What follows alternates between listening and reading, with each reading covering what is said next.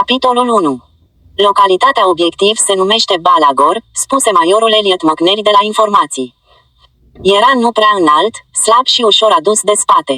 Parcă era un avocățel care încerca să-și facă un renume de războinic. Era foarte zelos, dar asta nu însemna că făcea ce trebuie. Nimeni nu auzise de Balagor, iar Hawkins suspecta că toți vor fi mai mult decât fericiți dacă nici nu vor mai auzi vreodată. Majorul a făcut o pauză, privindu-i pe cei 12 oameni din fața sa. Plutonul Charlie, sub unitatea lui Hawkins, aflată sub comanda lui second lieutenant 1 Tony Lopez. Era un băiat bun și asculta sfaturile subofițerilor cu mai multă experiență. Eddie Hawkins era așezat în spatele încăperii unde avea loc informarea, știind că nu este implicat în aceste chestiuni de planificare la nivel înalt. El era un nimeni, un proaspăt recrut, un soldat obișnuit înalt de 1,62 m, cu părul roșcat, ca de foc, mulți pistrui și ochi verzi. Hawkins era mitralior în humvul sergentului Dan John. Locul său era sus, în cupolă, în spatele mitralierei Browning, calibrul 50. Sarcina sa era să fie atent și să descopere orice semn al prezenței inamicului. Și să-l lovească dur înainte ca ei să aibă măcar șansa de a trage primii asupra lor. După un debut șovăitor în această țară, își dezvoltase abilitatea de a ochi și trage cu această armă de mare calibru, căpătând și reputația de trăgător de elită. Mai avea el o reputație și încă una mondială. Call of Duty cu care își petrecea cea mai mare a timpului când nu era de serviciu jucându-l pe un laptop de recent achiziționat. Ok, nu era ca un Xbox, dar nici nu puteai căra cu tine în câmpul tactic un Xbox. Laptopul era cel mai adecvat pentru asta. Dacă vă întrebați ce-i cu acest loc și de ce este atât de important, a continuat majorul, serviciului nostru de informație a aflat că se pune la cale o întâlnire la nivel înalt între comandanții talibani regionali și câțiva comandanți ISIS care au venit recent în Afganistan. Planifică o cooperare în atacarea unor obiective strategice. Unele se află în capitală, în Kabul, iar aceste atacuri. 1 second lieutenant, grad militar în AS Army, cod NATO of-1, echivalent sublocotenent. Combinate sunt vești rele. Nu este nevoie să vă spun că avem destule probleme aici cu talibanii, iar camarazii noștri cu ISIS în Irak și Siria. Dacă se coordonează, Dumnezeu să ne ajute. O axă talibano-ISIS ne bagă în buda dracului. Sergentul John a ridicat o mână. De ce nu bombardăm pur și simplu acest loc dacă știm că se vor afla acolo? Aruncăm câteva tone de bombe, sau îi lovim cu niște rachete Hellfire, și nici măcar nu vor ști ce le-a căzut în cap. Majorul dădu din cap, zâmbind. Știu ce vrei să spui, sergent, și cred-mă că am luat în considerare o misiune de bombardament. Ai dreptate, nici n-ar ști ce i-a lovit. Dar problema ar fi că nici noi n-am ști pe cine am lovit, și trebuie să ne asigurăm că i-am neutralizat pe toți. Aceasta este o oportunitate unică, iar asta înseamnă că trebuie să mergem la obiectiv pe sol, să identificăm inamicul și să-l eliminăm. Așa cum au făcut cei din SEAL Team 6 cu Osama. Îi identificăm pe nemernici și ne asigurăm că eliminăm pe cine trebuie. Dacă aruncăm câteva tone de bombe asupra obiectivului, s-ar putea să cadă și pe capul unor femei care amestecă în oală pentru masa de seară. Nu, treaba asta trebuie făcută îndeaproape, om cu om. Intrăm, îi lovim și plecăm fără a lăsa altceva în urmă decât cadavre. Vom acționa orbește, spuse locotenentul Lopez. Nu știm absolut nimic despre acel loc, iar noaptea se pot face multe greșeli. McNary păru să se umfle în pene. Ai dreptate, locotenente, dacă acționăm orbește, am putea avea un rateu major. De aceea am pregătit pentru voi un sat machetă pentru a simula atacul. Planul satului este aproape identic cu al Balagorului, și am echipat una dintre unitățile noastre în haine ca ale insurgenților, așa că veți întâlni un inamic, real, atât de real pe cât îl putem face noi. Vom exersa atacul până ne asigurăm că atunci când îl veți executa de adevăratele o veți face cum trebuie. Dar să nu uitați că nu e ceva real, iar cartușele cu care veți fi dotați sunt oarbe.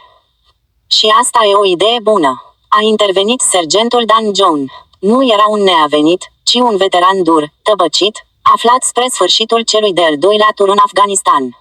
Înalt, un subofițer comandant tipic, cu ochi albaștri pătrunzători, care puteau deveni glaciali sau misterioși. Zâmbea rareori, își făcea doar datoria, și o făcea al dracului de bine. Genul de tip de care te bucurai că este de partea ta atunci când începeau luptele. La urma urmei, Acea zonă rămâne totuși fieful talibanilor, și chiar cu macheta făcută, tot am putea da oricând de dracu. Majorul făcu o pauză de câteva clipe. Am înțeles ce vrei să spui și ai dreptate. Nici un om sănătos la cap nu umblă neînarmat în această țară. Ok, veți încărca cartușele orbe când veți începe simularea, dar veți avea la voi magazi de rezervă cu muniție reală. Ca să fie în caz că oamenii au dat din cap, unii către alții. Să te aventurezi undeva în Afganistan, mai ales noaptea, fără o rezervă substanțială de muniție adevărată, de război, era cea mai rapidă metodă de sinucidere. Majorul a încheiat informarea înmânând fiecarei echipe hărți ale obiectivului, apoi au părăsit toți încăperea. Șoferul, Winston Bellows, un om care putea face humvul să danseze tango, dacă așa avea el chef, s-a uitat la Eddie. Era un șofer as, iar ochii săi negri puteau cerceta fiecare centimetru de teren, alegând întotdeauna traseul cel mai bun. Era un hombre dur cu un trecut gangsteresc, ca șofer care asigura fuga de la locul infracțiunii, de care se străduia să se rupă. Dar camarazii îl socoteau cel mai bun șofer din divizie. Pare un fleac, Eddie. Nu va trebui să folosești Browning-ul. Poți rămâne în turelă și să joci ceva pe laptop. Hawkins zâmbi. Jocurile electronice erau o componentă majoră în viața sa, dar acum Army era prioritatea sa numărul 1. Jocurile erau mișto, dar asta era ceva diferit, și trebuia să fie vigilent. Oamenii o dădeau mereu în bară. O fi asta un exercițiu, dar eu mă voi asigura că am o cantitate maximă de muniție pentru Browning. S-a întors la baraca lor și a răsfoit numărul nou al unei reviste de jocuri electronice. Nimic nou, așa că și-a cuplat telefonul la net și a navigat pe site-uri căutând ultimele noutăți, dar nu a găsit nimic. Cerceta zilnic știrile ca să vadă ce mai e nou în lumea jocurilor. Update-uri, buguri, jocuri noi. Era important să fie la zi. Totuși nu era o chestiune de viață și de moarte, nu precum a lupta în Afganistan. În dimineața următoare s-au trezit înainte de ivirea zorilor și, după un mic dejun rapid, s-au urcat în vehicule.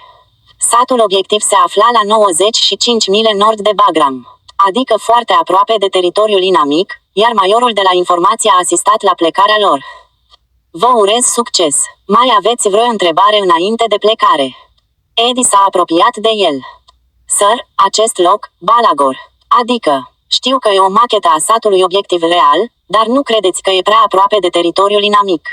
Dacă ne supraveghează, ar putea deveni suspicioși. Majorul a ridicat din numeri. Am mai discutat despre asta, soldat. Cred-mă, pe o rază de 50 mile nu se află niciun insurgent. Iar acolo vor fi chiar oamenii noștri, deși echipați ca insurgenții.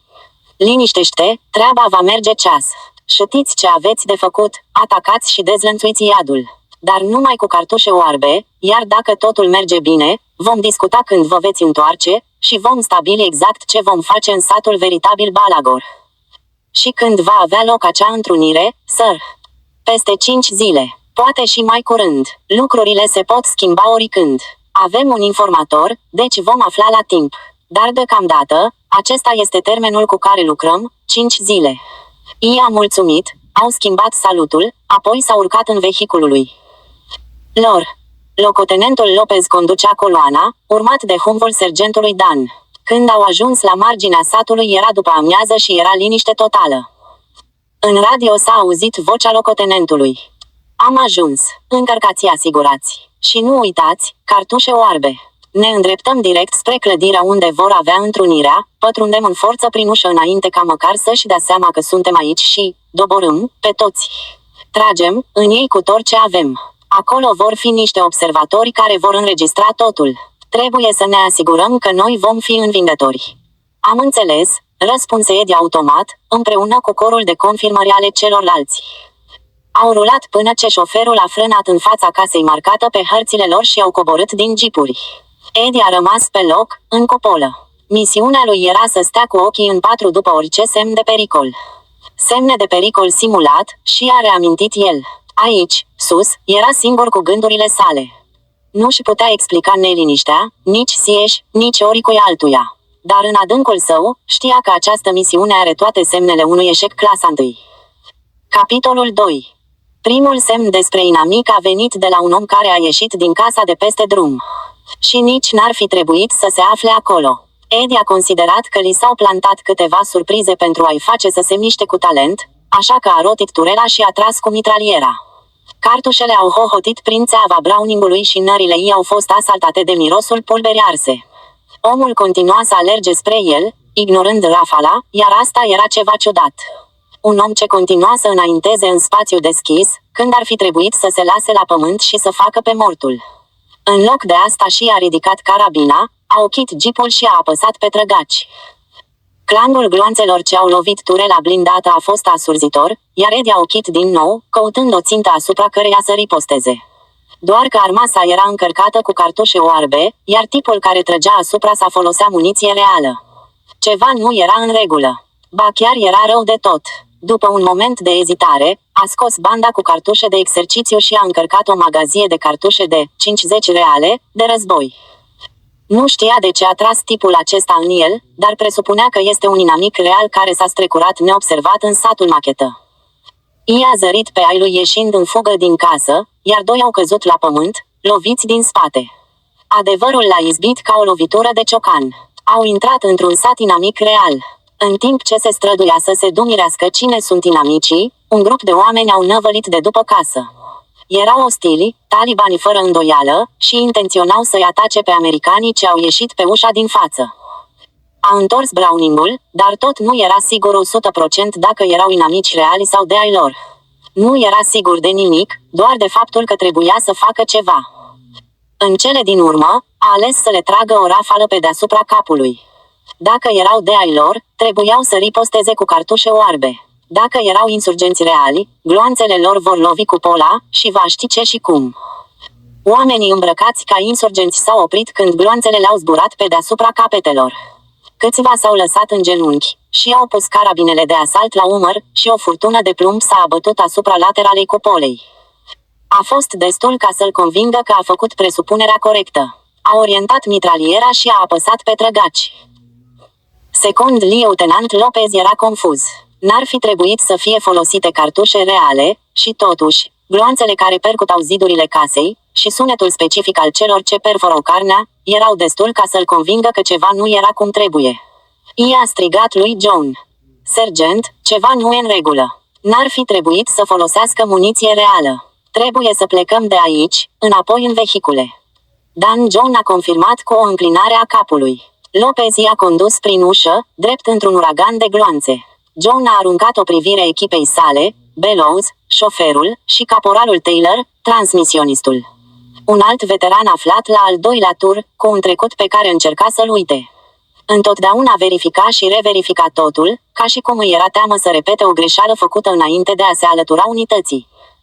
Trag în omul nostru. Încărcați muniție de război, ieșim și tragem în plin. Au năvărit prin ușă în formație, pană, cu John în centru, și câte un om pe fiecare flanc. Lopez era rănit, iar alți doi oameni erau doborâți la pământ. John s-a întors către Bellows și Taylor. Duceți răniții în jeepuri, plecăm de aici. Acum, a alergat la Lopez. Lete, e rău. Locotenentul își strângea umărul, încercând să oprească hemoragia. Destul de rău. Preia comanda plutonului și scoate-i de aici. Așa fac, Lete. Să mergem. Apoi i-a atenționat pe supraviețuitorii și aceștia s-au retras către jeepuri, ripostând cu foc asupra inamicului pe care abia dacă îl zăreau. Tot ce puteau face era să tragă rafale furioase, prelungi, asupra flașurilor de la gura țevilor, astfel au reușit să se replieze singuri. S-au retras cu jumătate dintre oameni răniți sau morți. Sergentul John a raportat situația prin radio și la sosirea la poartă au fost așteptați de sanitari și infirmieri cu tărgi, care i-au dus la spitalul din bază. Majorul McNally, ofițerul de informații, l-a chemat la raport pe sergentul John. Ești gradul cel mai mare care a supraviețuit dezastrului, ce s-a întâmplat? Ce s-a întâmplat a fost cea mai mare tâmpenie de care am auzit în armata asta. Acei falși talibani erau talibani reali. Nu știu ce li s-a întâmplat oamenilor noștri, dar nu erau acolo. Doar talibani. Și nu trăgeau cu cartușe oarbe. Majorul s-a strâmbat. Nu trebuia să se întâmple asta, sergent. Singura concluzie pe care o pot trage este că inamicul a atacat satul cu câteva ore înainte de exercițiu și ne-a omorât oamenii. Când ați apărut și voi, au văzut că sunteți soldați americani și au deschis focul. Probabil că aveți dreptate, dar e ceva mai rău. Ca să faceți exercițiu mai realistic, ați pus la intrarea în sat un semn pe care scria Balagor. Ei nu sunt proști, iar dacă n-au priceput încă, o vor face curând, și vor ști ce planificăm, un atac asupra satului Balagor pentru a-i ucide pe toți cei ce vor participa la întrunire. Mă îndoiesc, sergent, dar am să încerc să aflu. Mai e ceva, sir? Nu, ești liber. Dan s-a îndepărtat și s-a alăturat oamenilor săi. Eddie stătea sprijinit cu spatele de roata din spate, ținându-și capul în mâini. Al Taylor și Winston Bellows erau în apropiere, fumând și discutând, dar el s-a dus mai întâi la Eddie. A fost o nenorocire. Nu zău, a fost cel mai mare rateu pe care l-am văzut vreodată. Credeam că informațiile au și ceva minte doi. Ce s-a întâmplat cu ideea de comunicații? De ce n-a apelat nimeni înainte de a intra în sat? Sergentul ridică din numeri. Habar nu am răspunsul la această întrebare. Cineva ar trebui să fie împușcat pentru că oamenii noștri au fost uciși. Ai dreptate, și e chiar mai grav decât știi tu. Talibanii și ISIS își vor ține întrunirea în altă parte, și dacă ajung la doi joc de cuvinte, serviciului de informații se numește intelligence, termen care înseamnă, evident, și inteligență. Înțelegere, ne putem aștepta la o intensificare a atacurilor, cum nu s-a mai văzut. Eddie se gândea încordat. Sergent, dacă tot vor mai ține întrunirea, trebuie să existe o cale ca să aflăm unde. Mă îndoiesc. Le-au luat săptămâni, luni de planificare ca să pună asta la punct, iar informațiile au ascultat interceptări de pe telefoane celulare, trafic radio, comunicații e-mail și ce ar mai fi fost. Dacă urmează să se întâlnească în următoarele 24 de ore, nu e timp să se afle locația. Inamicul ar avea aceeași problemă, spuse Eddie, și începu să explice la ce se gândea. Pe măsură ce vorbea, sergentul John părea tot mai interesat. Mergem să vorbim cu maiorul de la informații. Spun și lui ce mi-ai spus mie. Au trebuit să-l scoată din popotă, unde-și îneca amarul de după dezastru. S-au întâlnit în holul popotei ofițerilor, iar maiorul nu părea deloc fericit. Băuse, iar vorbele îi erau împleticite. Ce întâmplă, domnule? După dezastrul din seara asta, nu mai vreau să aud idei pentru alte dezastre. Ai să vrei să asculți asta, spuse John. Eddie, dă-i înainte. Păi, e cam așa. Serviciului de informație a avut nevoie de câteva săptămâni ca să adune datele. Dacă inamicul va organiza o altă întrunire, va avea aceleași probleme de logistică și comunicații, și va dura. Adică vor face apeluri telefonice de pe celulare, transmisiuni radio, și se vor deplasa prin țară pentru a aduna oamenii la un loc. Avem nevoie de oamenii voștri de la serviciile electronice ca să facă o analiză intensivă a semnalelor din ultimele câteva ore și din următoarele câteva. Între timp, ne putem întoarce în zonă și să găsim un prizonier. Oricare, Taliban sau ISIS, trebuie să știe ce pun la cale. Trebuie să fie în curând. Oamenii ăștia trebuie să vină din toate părțile, Afganistan, Pakistan, Siria, și mai știu eu de unde. Și îi vor fi teribil de nerăbdători să se întoarcă, înainte de a da noi peste ei. Maiorul dădu încet din cap. E posibil, doar posibil, dar cine ar fi atât de nebun încât să se întoarcă acolo după cele întâmplate? Eddie s-a uitat la Dan, care a replicat. Eu sunt gata să o fac. Tu, sergent. Eu și echipa mea. În seara asta, talibanii ne-au ucis niște camarazi buni și cu toții vrem să ripostăm. În afară de asta, dacă nu-i oprim, vom avea niște lunatici care vor pleca din țara asta și vor bântui peste tot prin lume. Vom ajunge într-un rahat și mai mare decât cel în care suntem deja. Cum veți acționa? Care este planul? Ne întoarcem, înhățăm un prizonier și scoatem de la el tot ce trebuie în legătură cu noul loc al întrunirii. Atât de simplu. Sigur că o vom face, sir. Nu vor scăpa după ceea ce au făcut acolo. Efectul alcoolului se împrăștia cu repeziciune, pe măsură ce se gândea la cele spuse. Dacă această întrunire urma totuși să aibă loc, va fi un dezastru în desfășurare, unul major pentru efortul coaliției și unul personal pentru cariera sa. Trebuia să fac un plan mai bun, să țin seama de neprevăzut, dar am greșit. Oamenii aceștia, sergentul veteran și tânărul soldat, sugestia lor o fi un plan fezabil sau doar un alt dezastru. Nu i-a luat mai mult de un minut ca să vadă meritele celor spuse de ei. Un eșec însemna uciderea câtorva talibani în plus și, mai mult ca sigur, chiar moartea lor. Măcar va fi o moarte de eroi. Dar succesul va fi benefic pentru el și pentru fiecare soldat din Afganistan. Ok, o facem. Noi, sir.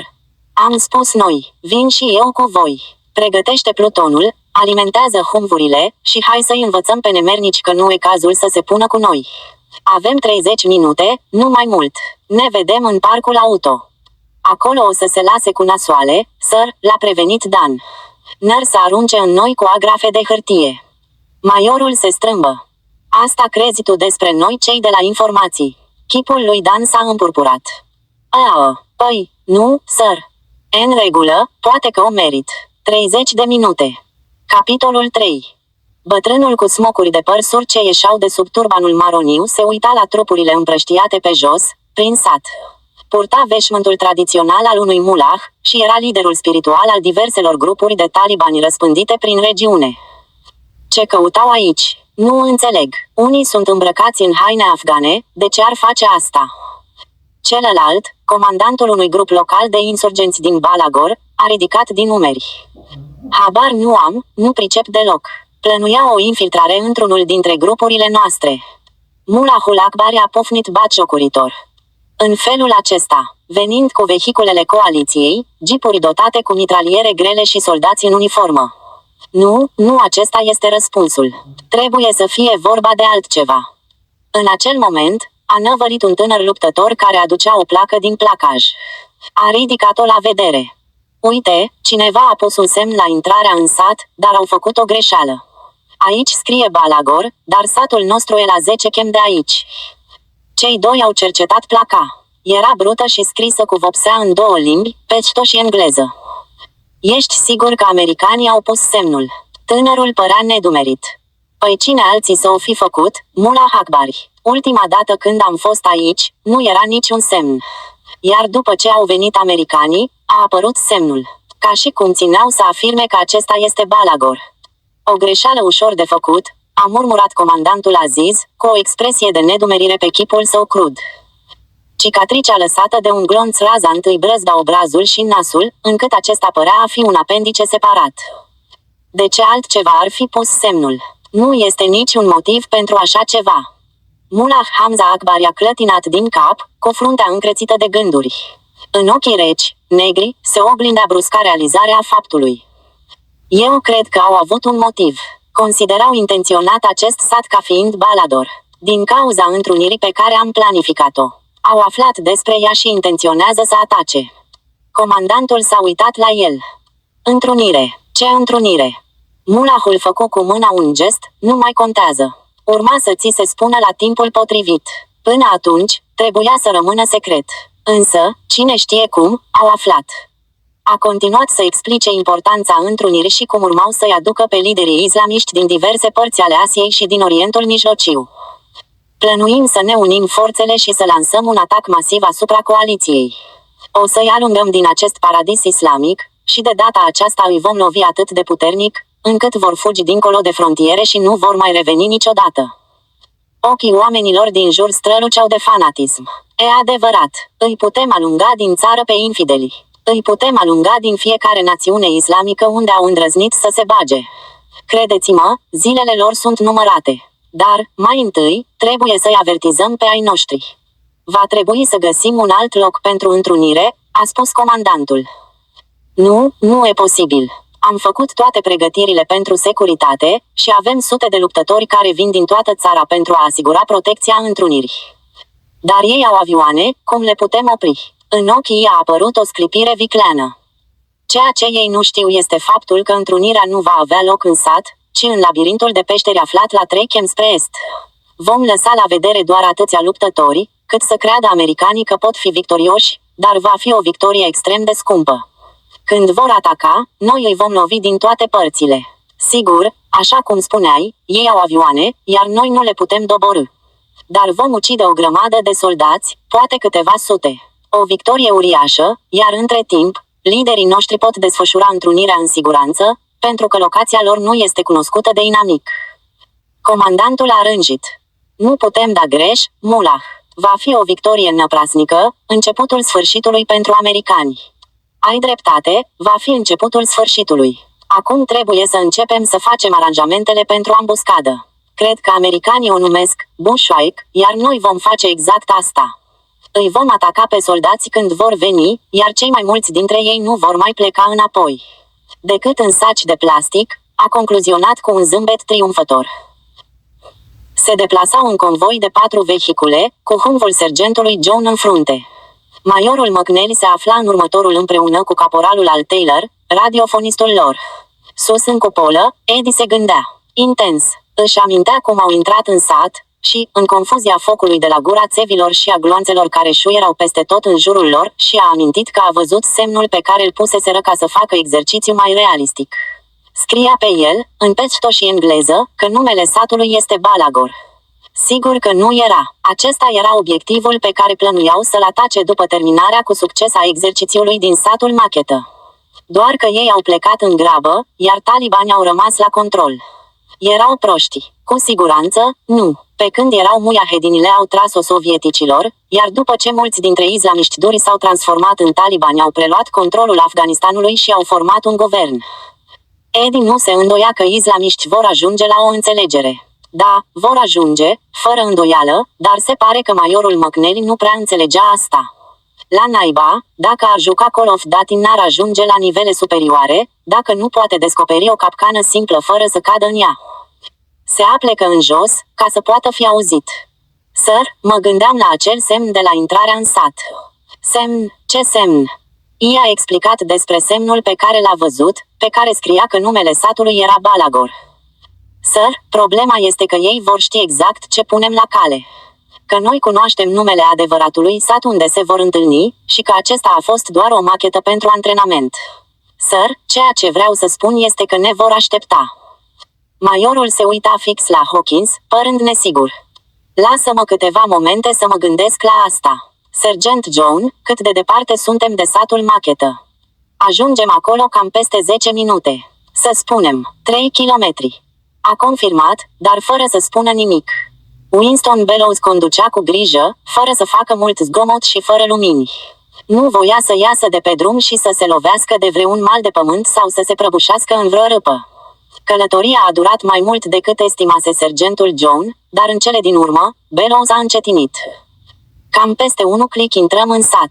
Ce mi ordonați să fac? Mă gândesc la asta. I-a aruncat lui Bellows o privire iritată, apoi păru că s-a hotărât. Presupunerea mea este că nu s-au prins despre ce e vorba.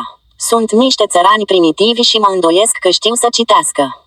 Hawkins asculta din turelă și nu-i venea să creadă ce auzea. Dacă nu știu să citească, de ce s-ar mai obosi să pună semne cu numele satelor? Doar ca o idee, sir. E de ajuns ca numai unul să știe să citească și vor ști despre ce e vorba. McNally i-a aruncat o privire superioară. Exact asta facem noi cei din informații, avem idei. Așa funcționează sistemul, din fragmente de informații și analiza probabilităților ne formulăm evaluările și recomandările. Trebuie să intrăm în sat, și cu siguranță că ei și-au lăsat cel puțin câțiva oameni ca să supravegheze, în caz că ne întoarcem. Dar ei se așteaptă să revenim în forță, nu doar un pluton. Deci continuăm așa cum am planificat, și ne furișăm prin ușa din spate. Facem tot posibilul să capturăm un insurgent și îl stoarcem de informații. John nu a răspuns, dar Bellows a auzit ordinul și a continuat să înainteze încet, ca și cum se aștepta ca cineva să revoce comanda. În cele din urmă, Hawkins nu s-a mai putut abține. Sir, presupui că niciunul dintre ei nu știe să citească. Dar dacă știu, dăm de dracu. Îi supraestimezi, soldat Hawkins. Tu doar fă-ți treaba și fii atent la ostili. Intrăm în sat. Al Taylor a transmis ordinul celorlalte 3 jeepuri. Au mărit viteza, iar după câteva minute se aflau în centrul satului. Era o liniște totală, nimeni nu se mișca prin întuneric, dispăruseră chiar și cadavrele. McNally privea în jur, cercetând fiecare casă din piatră, ca și cum ar fi putut vedea prin ziduri dacă se afla cineva înăuntru. În final, s-a convins. Locul este părăsit. Ne oprim aici și cercetăm casele. S-ar putea să găsim ceva care să ne ajute să aflăm dacă și-au dat seama ce punem la cale. Hawkins a dat din cap disperat. Majorule, ei au înțeles totul și sunt gata să ne ureze un bun venit călduros. A rămas în spatele Browningului în timp ce ceilalți cercetau fiecare casă fără să găsească nimic. Începu să se liniștească, în timp ce își rotea ochii prin jur, căutând orice, ceva mai neobinuit, o amenințare asupra oamenilor pe care trebuia să-i protejeze, dar nu găsea nimic. Aproape nimic. La 200 metri departare ceva s-a mișcat puțin. Un animal, o pasăre sau un om. Privea în lungul țevii, prin vizorul de noapte an PVS-20 Starlight, și treptat a devenit clar. Nu a văzut o mișcare, ci o reflexie când raza unei lanterne a căzut pe ceva metalic. Mica strălucire era aproape inexistentă, dar ea a dezvăluit silueta unui om. Un om care ținea o armă și acum se mișca. Din spatele unui zid ieșea o țeavă lungă. Era o ambuscadă. Au lăsat pe loc cel puțin un om, în caz că se întorc americanii. Exact cum ar fi făcut și el dacă ar fi știut ceea ce trebuiau să știe acum talibanii. Întrebarea era, câți sunt acolo? A apăsat butonul de transmisie și a vorbit foarte încet. Sunt Hawkins din primul jeep. Văd un ostil în spatele zidului, la 200 metri nord de poziția mea. Suspectul are o armă automată de tip necunoscut. John a confirmat. Doar un om. Ar putea fi mai mulți. Stați cu ochii pe el, cât timp mă uit prin jur, după alții. Copii. A rotit turela, centimetru cu centimetru, cercet în fiecare porțiune de sol, și i-a descoperit. Era sigur că aceștia sunt toți, 4 oameni. Fiecare înarmat cu câte o mitralieră. Așteptau momentul optim ca să-i facă ciur. A revenit asupra primului om pe care l-a văzut. Sunt Hawkins. Sunt pe omul din spatele zidului. Eu îl iau pe cel din spatele rablei de camionetă dinspre vest. Weller, mitraliorul din ultimul vehicul, a adăugat, eu mă ocup de cel 3 din sud. Și eu de cel de pe acoperiș. Am înțeles. Așteptați să trag eu primul, apoi dezlănțuiți iadul asupra lor. 30 de secunde. Câteva clicuri duble în radio au confirmat, și toți l-au așteptat să înceapă. Și au așteptat. 3 în original, Gomer, termen argotic, idiot, pămpălău, etc. Capitolul 4. Majorul Elliot McNeil, veteran a nenumărate întruniri și sesiuni de planificare, nu era mulțumit. Asta nu-mi place, sergent. Nu știm în cine tragem. În inamic, sir. Poate, dar noi am venit aici ca să capturăm un prizonier. Nu putem lua prizonieri dacă toți sunt morți. Nu trageți până ce nu suntem mai aproape. Trebuie să evaluez situația ca să putem face treaba ca lumea. Ca ultima dată, a mărit Hawkins în barbă. Tipul îi putea ucide pe ei toți și îi se fârfâia de asta. La dracu cu ordinele. În aceeași clipă a apăsat trăgaciul. Lunga rafală a mitralierei de calibrul 50 a percutat zidul și l-a ciuruit pe omul pitit în spatele lui. În momentul următor, restul jeepurilor au deschis focul și noaptea a fost sfâșiată de tirul armelor grele. În câteva secunde au lovit toate țintele și, treptat, focul s-a diminuat și a încetat. Se mai auzeau doar zgomotul, făcut de majorul Elliot McNeil de la informații care zbiera la ei să înceteze focul, ceea ce au și făcut pentru că nu mai aveau nici o țintă în care să tragă. La dracu, v-am ordonat să nu trageți. Acum toți sunt morți. Iar noi suntem vii. Mai bine să nu o spun cu voce tare. McNeil ar putea să interpreteze greșit. Eddie a cercetat din nou împrejurimile prin dispozitivul de vedere noaptea, Starlight. Căuta ceva, orice, vreun taliban pe care să-l fi ratat. Pe masa, uite unul ascuns în umbre. Sergent Dan, avem unul viu. La ora 5, ghemuit în cadrul ușii. Are armă îndreptată asupra noastră. Nu cred. Dă-mi luneta, a strigat McNeil. Hawkins s-a retras din turelă și i-a cedat locul. Da, îl văd. Băieți, vești bune, s-ar putea să avem un prizonier. Sergent John, du-te acolo și capturează-l. Am înțeles, sir. Dan a vorbit încet în microfon, și un alt Humvee s-a retras, după care s-a dus în spatele casei. Peste câteva minute, a primit mesajul. Suntem pe poziție. Am înțeles. Dacă încearcă să fugă, înhățați-l. Eddie, mă duc acolo cu Bellows. Acoperă-ne. Am înțeles. A rămas în așteptare, supraveghind.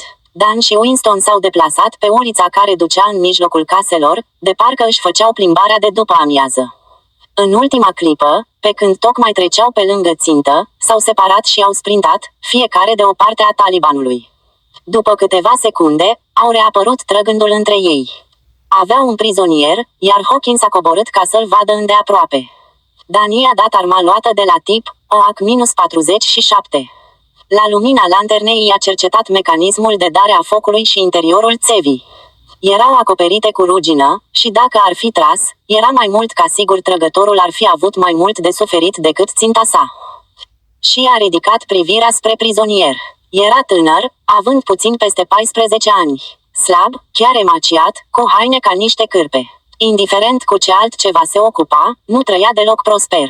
Se întrebă ce putea face cu o carabină care era bună la ceva doar dacă o întorcea și o folosea ca pe un ciomag. Mă ocup eu de el, a intervenit McNally, dându-l deoparte pe Eddie. S-a înfipt rânjind în fața tânărului. Vorbești engleza. Nu a răspuns, iar maiorul păru dezamăgit. Asta e, nu avem un translator. Trebuie să-l luăm cu noi. S-au uitat unii la alții, iar Dan îi spuse maiorului cum merg treburile prin părțile astea. Sir, ei zic întotdeauna că nu vorbesc engleza. Lasă-mă să încerc eu. Acesta și-a fluturat mâna. N-ai decât. Eu am să arunc o privire prin jur, să văd dacă găsesc ceva folositor, ceva ce putem folosi. A dispărut în coliba cea mai apropiată. Dan a încercat câteva întrebări, fără a primi niciun răspuns. Ridică din numeri. Cred că chiar nu vorbește deloc engleză. Trebuie să aflăm dacă talibanii s-au prins că obiectivul nostru real este Balagor, sau dacă mută locul întrunirii în altă parte. Până ajungem înapoi, până scot afganii adevărul de la el, ar putea fi prea târziu. Eddie s-a uitat la puștanul care nu arăta cu mult diferit de cum arătase el cu 4 ani în urmă, când avea și el 14 ani, un chip imberb, un pic naiv, dar care avea toată viața înainte. Dacă ar fi intrat pe mâna afganilor, pentru interogatoriu, ar fi fost terminat. Sergent, am o idee. Lasă-mă să încerc. Dă-i înainte, Eddie, ridică acesta din numeri. Hawkins a scos laptopul din carcasa protectoare, un Dell cu procesor Intel 17 quad-core, hard drive SSD și 16 GB memorie. Cel mai important era software-ul, Call of Duty. L-a pus în funcțiune, a încărcat jocul, și s-a apropiat de puștiul care era așezat pe jos, păzit de Winston cu M4A1. I-a arătat ecranul, iar ochii întunecați l-au privit cu interes. Ai mai văzut așa ceva? E un joc, se numește Call of Duty. Un joc de luptă și bate de departe realitatea. Băiatul era fascinat. Chiar așa. Deci știe să vorbească engleza. Oh, da, fii atent. Câteva minute a jucat un nivel la care el devenise expert, iar ochii puștiului care privea erau cât farfuriile. Voi, flăcăi din Balagor, ați face mai bine să jucați asta decât să stați acolo cu arme de asalt încărcate, așteptând ca aviația coaliției să vă arunce rahaturi în cap. În timp ce Eddie manevra butoanele și trackpad-ul ca un expert ce era, puștiul era atât de prins de acțiunea jocului, încât a vorbit fără să gândească. Nu sunt în Balagor, nu vor avea nicio problemă. Eddie continua să joace. De ce să nu aibă? Puștiul nu a răspuns, iar Eddie a făcut o manevră ciudată care a distrus un pluton de blindate inamice. Păi, când vor lovi rachetele, ei vor fi prăjiți. Nu, pentru că sunt în afară Balagorului. În sistemul de peșteri, la 3 chem spre est, așa că vor fi în siguranță. Asta e bine. Vrei să încerci și tu? Da. A înșfocat laptopul ca umflămând hrana, și Eddie i-a arătat cum funcționează. Nu și putea lua ochii de la ecran, iar Hawkins l-a lăsat sub paza lui Bellows, mergând să-l caute pe Dan. L-am făcut să vorbească. Maiorul a ieșit grăbit din spatele humvului. Ce a fost asta? Spui că a vorbit. Eddie i-a explicat ce a spus, iar ochii lui McNally au strălucit. Un sistem de peșteri la 3 chem est. Ai făcut bine, soldat. Leagă prizonierul. Plecăm. Ne întoarcem. Ne întoarcem pe dracu. Mergem înainte și facem o recunoaștere, să aflăm ce se întâmplă. Apoi ne întoarcem și raportăm. Trebuie să o facem cum trebuie. Dan a intervenit. Sir, această întrunire, dacă are loc în această noapte. Până ce ajungem noi, ei vor fi plecați de acolo. N-ar trebui să raportăm prin radio și să-i lăsăm pe alții să se ocupe. Categoric nu. Am putea transmite informația de a bombarda o zonă pustie, sau am putea trimite mulți oameni într-o ambuscadă. Nu, mai întâi executăm o recunoaștere, apoi raportăm. Îmbarcarea. S-au deplasat prin noaptea întunecată, iar maiorul McNally verifica și reverifica calculele pe padul electronic. Din timp în timp, punea întrebări pentru a-și confirma estimările, și de fiecare dată sergentul Dan răspundea cu cât mai puține vorbe posibil. Bellows conducea vehiculului cu ajutorul dispozitivului de vedere noaptea, ca doi ochi de extraterestru, dar care permitea rularea fără luminile ce ar fi putut alerta inamicul. Se vede ceva în față. Par a fi niște case. Exact cum am anticipat. Virează spre est. Sir, e teren accidentat, ești sigur că acesta e drumul? Sunt sigur. Undeva în fața noastră va fi un deal. Terenul va începe să urce în pantă. Acele peșteri se află cam la 2 clicks în fața noastră. Le-am identificat pe hartă. Dan l-a întrerupt. Sir, ne-ai dus periculos de aproape. Ei poate că nu ne văd, dar sigur ne vor auzi. Dacă întrunirea asta e atât de importantă, înseamnă că au postat gărzi. Am putea intra într-un foc inamic masiv. Totul va fi bine, sergent. N-ai de ce să te îngrijorezi. Nu-mi fac griji. Încerc să fiu rațional. Nu va dura mult. Liniștiți-vă cu toții. Lui Eddie, care supraveghea împrejurimile în căutare de ostilii, maiorul îi părea un dentist ce se pregătea să facă o extracție dureroasă și care reasigura pacientul că nu-l va dura deloc. Am încredere că sergentul Dan știe ce face. Spre deosebire de maiorul McNally. Își roti privirea 3600 și cele 3 jeepuri, restul plutonului lor, nu se aflau în spate.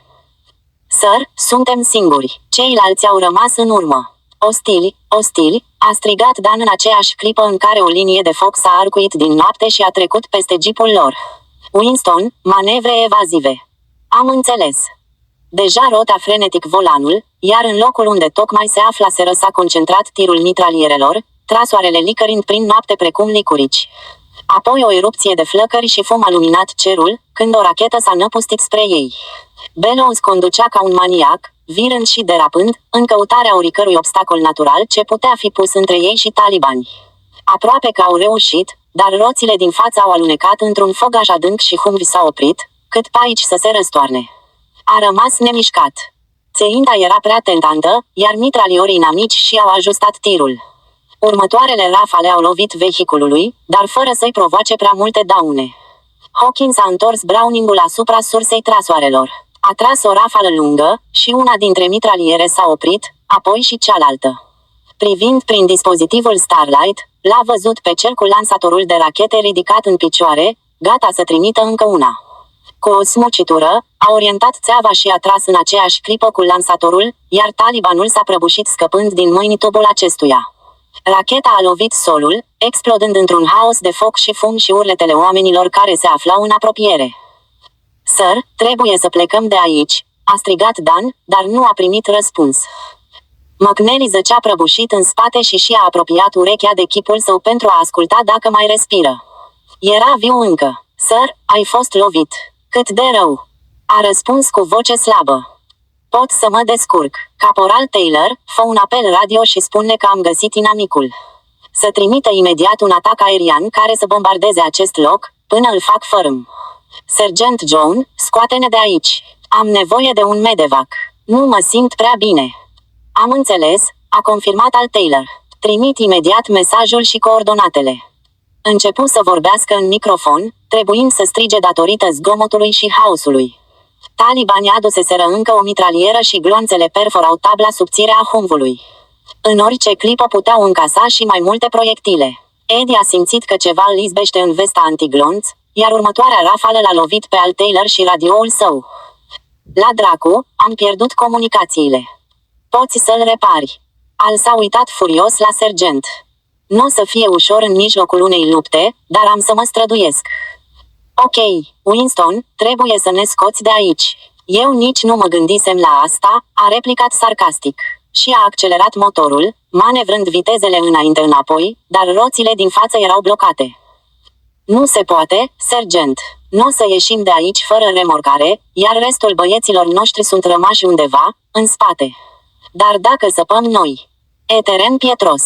Bine, și aruncând o privire în jur, a concluzionat, am belit-o. Capitolul 5. Dan s-a lăsat pe vine când o rafală lungă de mitralieră a străbătut tot habitaclul și a dat singurul ordin posibil. Afară, toți. Al, ia radioul, poate îl poți repara mai târziu. Winston, ajută-mă să-l duc pe Maior. Eddie, demontează mitraliera și ia-o cu tine. Și cu puștiul ce facem? Puștiul. Prizonierul taliban. Da, trebuie să-l luăm cu noi. Fă ce poți.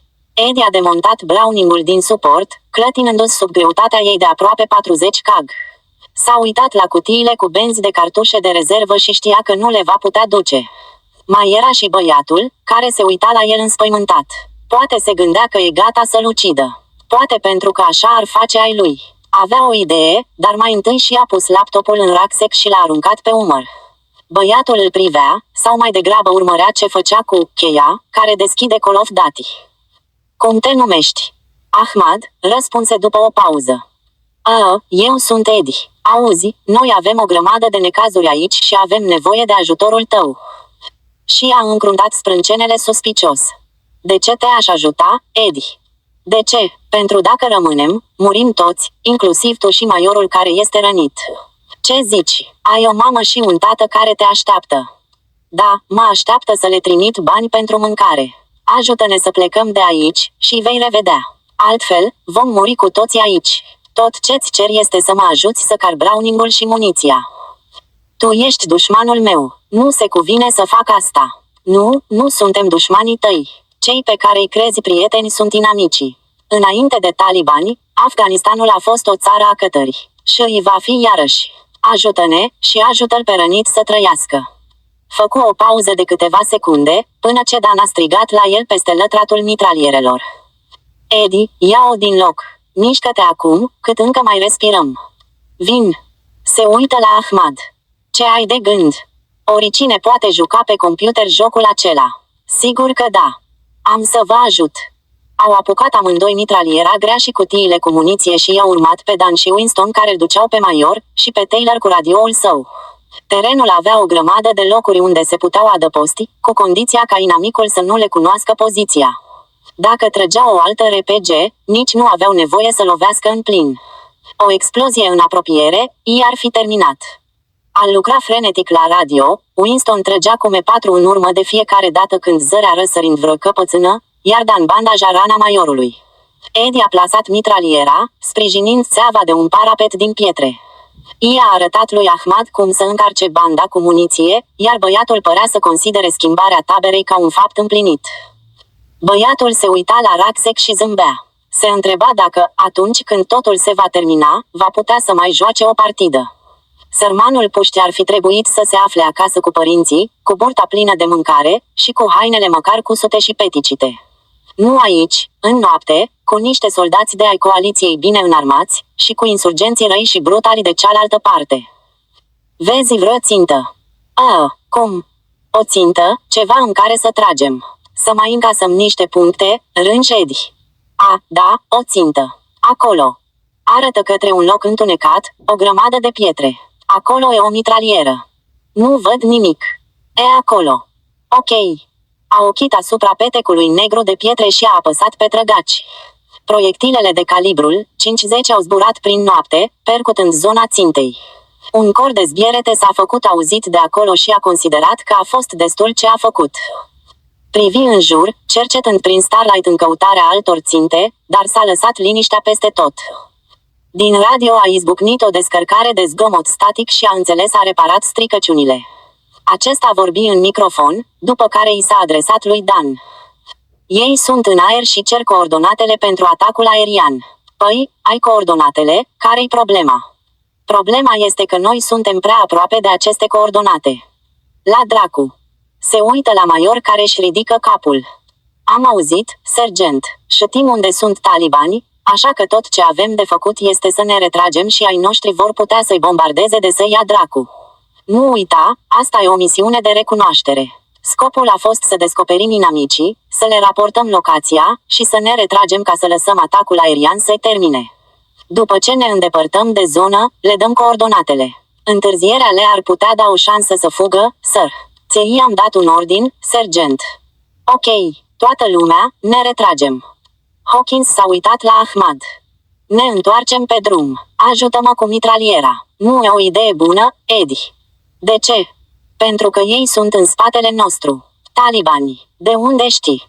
La început păru reticent să divulge mai mult, dar după o ezitare, a explicat. Știu pentru că acesta este planul de apărare al acestui loc în caz de atac. Au poziționat o unitate de luptători în Balagor, cu ordinul de a înainta pe drum și de a bloca orice retragere. Ei vă așteaptă. Am înțeles, sergent, trebuie să auzi asta. I-a explicat ce a spus Ahmad. Are sens. De la început a fost o tâmpenie. Ok, ne vom deplasa către sud cât de departe este posibil și cerem atacul aerian. Despre ce-i vorba? S-a făcut auzit majorul. O problemă, sir, Eddie, spun ce ți-a zis puștiul. I-a explicat majorului, care a început să dea din cap aproape înainte ca să înceapă el să vorbească. Prizonierul afgan ți-a spus asta. Da, sir. Las-o baltă. E un rahat. Deciziile tactice și strategice pot fi luate doar pe baza unor informații sigure, nu că, așa a zis, un prizonier. Vrea să ne ajute, sir. Și că ce a făcut a fost greșit. Nu contează. Lasă ce ți-a spus el. Sergent John, mergem mai departe. John privi împrejur, evident neliniștit. Focul tras asupra lor a slăbit și era de parcă îi îndemna să o ia din loc. Eddie a cercetat și el împrejurimile. Nu se vedea nimic, dar avea încredere în cele spuse de Ahmad. Aveau sens, totuși majorul se comporta de parcă era surd. De ce nu vrea să asculte? Ne-ar putea băga într-o altă ambuscadă, se comportă ca un războinic de birou, nu ca un luptător veteran. Totuși el este ofițerul aflat la comandă, iar noi n-avem de ales. Ca și cum i-ar fi auzit că pleacă în direcție pe care și o doreau ei, talibanii au început să tragă din față, dinspre locul unde se adunaseră pentru întrunire. Încercau să-i alunge, iar dacă Eddie ar mai fi avut vreo îndoială, acum era alungată. Făcu o ultimă încercare. Sergent, e o greșeală. Vom intra într-o capcană. Acesta ridică din numeri. Ordinul nu se discută, Eddie. Mai bine ține Browningul pregătit. Sunt convins că vom avea nevoie de ea. Au început să se deplaseze spre est, către drum, dar n-au făcut decât 50 metri înainte ca din spate să vină câteva împușcături. Cineva executa foc pentru a-i mâna, dar tipul nu era prea îndemânatic. Totuși, gloanțele ajungeau aproape, prea aproape, iar Dan a strigat. Toată lumea, culcat. Eddie Reid pe nemernici. Am înțeles. Cu plăcere. A proptit Browningul și, cu Ahmad acționând ca un încărcător cu experiență, cei doi tineri au început să riposteze asupra talibanilor din spate. Le-au vorbit în singurul limbaj pe care îl înțelegeau, codul morse cu gloanțe fierbinți. Succesiuni deloc complicate de punct, punct, punct, linie, linie, linie. Nimic sofisticat pentru mințile medievale care încercau să-i omoare. Era extrem de simplu, o serie de staccato din mitraliera de calibru mare. Nici acum nu-i vedea, dar ochea flașurile de la gura țevii. S-au auzit țipete, deci a reușit lovituri în plin, iar când a privit prin Starlight, a reușit să-i și vadă. Ieșeau de la adăpostul lăcașelor de tragere și erau foarte șucăriți. În întuneric, erau invizibili. Sau ar fi trebuit să fie. Doar că prin dispozitivul de vedere noaptea apăreau ca niște cutii goale de bere puse ca ținte la taraba de tir din bălci. A tras mișcând țeava mitralierei de-a lungul liniei de oameni ce înaintau spre ei. Aceștia și-au dat seama de greșeală, iar cineva a răcnit un ordin. S-au retras, ascunzându-se, și împușcăturile au încetat. Americanii au așteptat, dar totul era liniștit. Ce facem, sergent? Cred, sir, că... S-a oprit și s-a aplecat asupra ofițerului rănit, doar că acesta nu mai era doar rănit. A încasat un glonț. Cred că e mort. Să vedem dacă mai respiră. După o clipă, s-a ridicat. Glonțul l-a lovit drept în inimă. E mort.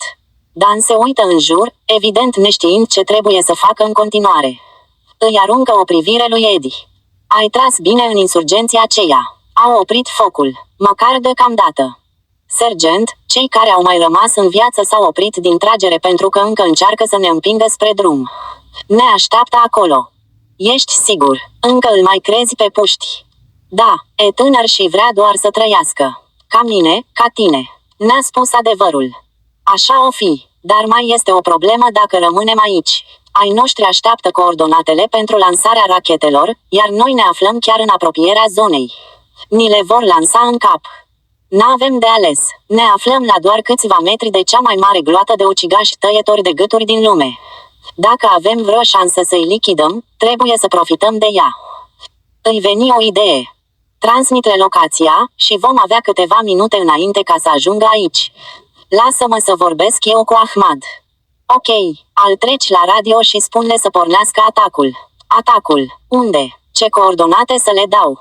Dă-le locația noastră, chiar aici. Să lanseze asupra noastră.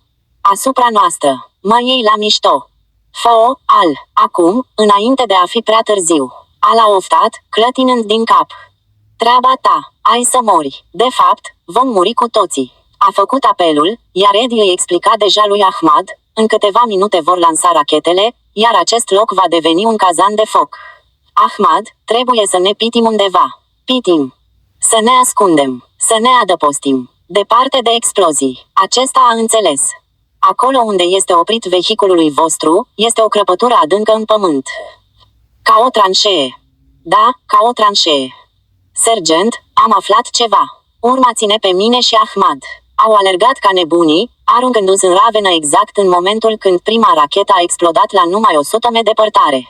Au urmat altele, multe. Air Force avea în aer un flight de avioane B-52, încărcate la maxim, iar bombele cădeau și explodau ca niște fulgere din infern, dar infinit mai mortale. În jurul lor cădeau tot mai multe bombe și rachete, dar tot ce puteau face era să se lipească de fundul tranșei. Eddie a văzut filme cu WWE în Europa și a imaginat că a fost ca acum. Oameni tremurând terorizați, în timp ce mii de tone de obuze de artilerie zburau la doar câțiva metri pe deasupra capetelor. Așteptau sfârșitul, explozia muniției, cufundarea în uitare odată cu viețile smulse din ei. Nu s-a întâmplat. Barajul de bombe și rachete a durat câteva ceasuri și s-a oprit aproape de ivirea zorilor. Și au ridicat capetele din tranșee, iar lumina zilei a expus devastarea în toată brutalitatea sa. Peisajul deluros, cu coline joase, era transformat într-un pustiu plat, presărat cu rămășițe, arme frânte, cadavre, iar în apropiere, un volan și fâșii de cauciuc. Tot ce a mai rămas din humvul lor. Cristoase, a murmurat Dan. Nu-mi vine să cred că am supraviețuit. Se uită la Ahmad. Puștiule, îți suntem datori. Ne-ai salvat viețile. Acesta zâmbi conștient. E mai bine să trăiești decât să mori.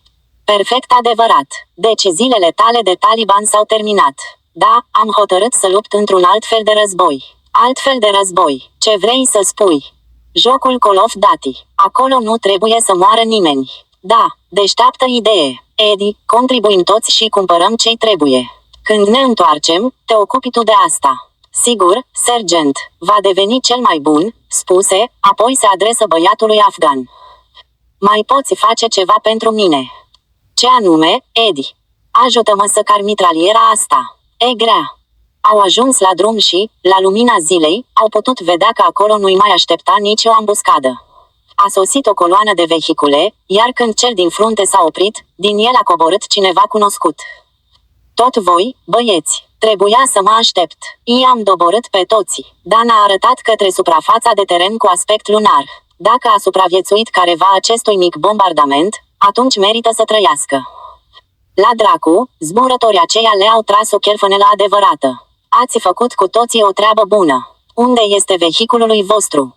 Acolo unde sunt și insurgenții, capitane. În iad. Bine, o să vă dăm altul. Nu-l văd pe majorul McNally. E mort, sir. A încasat un glonț, dar am crezut că va fi bine, însă l-au lovit din nou. Chipul capitanului deveni serios. Îmi pare rău, era un om bun, deși n-ar fi trebuit să se afle aici. Era un ofițer de informații, neantrenat pentru genul acesta de situații. A dat dovadă de curaj venind aici. Poate ar trebui să-l propunem pentru o medalie. Da, sir, poate că ar trebui. S-a mai evidențiat cineva. Dan s-a uitat la Eddie, s-a gândit o clipă, apoi a întors privirea. Da, sir, un recrut nou, s-a comportat foarte bine. Cum se numește? Ahmad. Roger s-a uitat la el, apoi încă o dată, cu surprindere. Un afgan. Da, un afgan. Putem să-i dăm o medalie. Putem, sir, dar, deja am avut noi grijă. Băiatul nu se uita la ei. Avea ochii ațintiți asupra ecranului laptopului, iar mâinile tastau butoanele și trackpad-ul de parcă o făceau dintotdeauna. Apoi, Dan s-a uitat la Eddie. Ne-a salvat viețile, sergent. Așa a făcut. Când ne întoarcem, prioritatea va fi să-ți luăm ție unul nou. Eddie se uita la Ahmad. Știi ce vrea să însemne asta? Că ne putem înfrunta online. Băiatul nu a înțeles sensul. Doar că era ceva bun. Rogers era nedumerit, așa că i-a explicat. E mai bine decât să tragă în ai noștri, capitane. Așa e, Hawkins, ai făcut bine că l-ai adus de partea noastră. Dar cred că ceea ce contează este că l-ați avut pe majorul McNally să vă conducă, până la sfârșit. Da, sir, până la sfârșit. Sfârșit.